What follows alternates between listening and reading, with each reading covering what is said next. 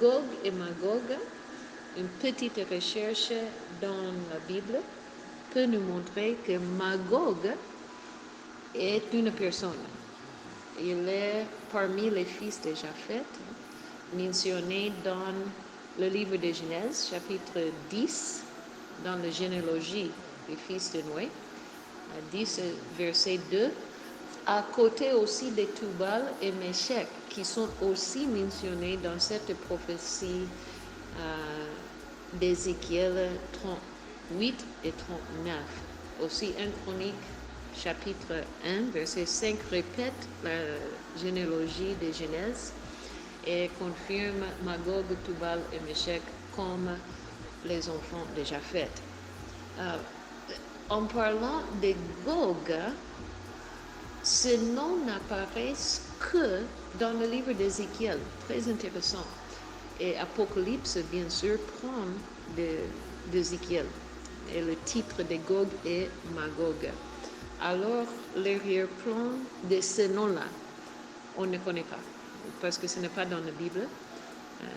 Je ne considère pas le Coran comme une bonne source d'information, surtout historique. Alors, ça, je ne vais même pas considérer parce qu'il y a trop de choses qui contredisent ce que la Bible dit sur le plan historique. Mais la Bible elle-même parle de Magog, Tubal, Méchec, comme je vais dire, des papas des tribus, si vous voulez le dire comme ça, ou des papas des régions, des gens qui habitent dans une certaine région.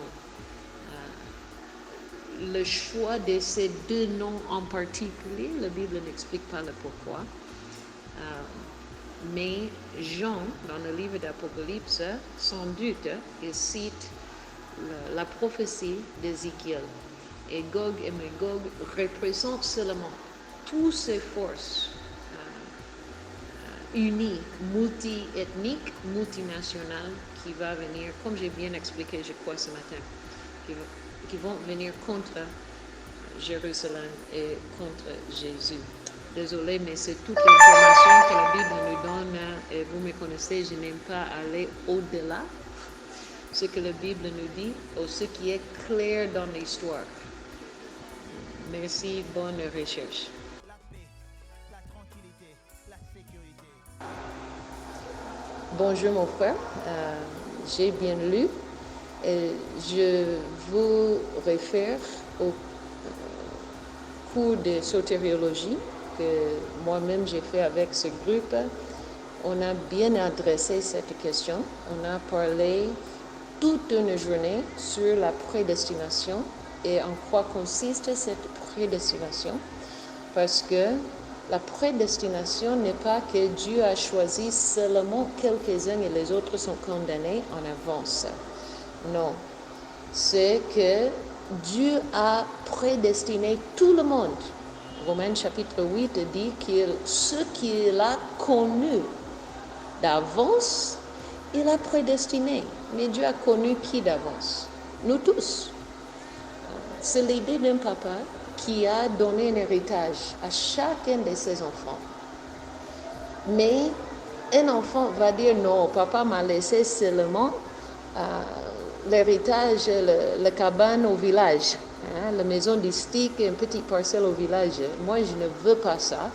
Et la personne rejette l'héritage. Le problème n'est pas au niveau du papa. Le problème, c'est que l'enfant a refusé d'accepter. Même quand le papa a fait des provisions pour tous les enfants, il faut que l'enfant reçoive. Et ça, c'est justement le rôle du chrétien. Encore, je vous renvoie à l'étude de sotériologie, mais il y a deux choses que l'homme doit faire pour être sauvé. Et c'est simplement croire en Jésus comme le seul moyen du salut, croire que l'œuvre de la croix était pour moi, c'est-à-dire accepter l'héritage qui était réservé pour moi. Et deuxièmement, c'est un autre aspect de la même chose, c'est la foi en Jésus et la repentance. Je tourne du monde, je tourne de l'ancienne vie et je place ma foi, ma confiance en Jésus. Je crois qu'on a bien enregistré ces enseignements de sotériologie et je vous les recommande. Que Dieu vous bénisse.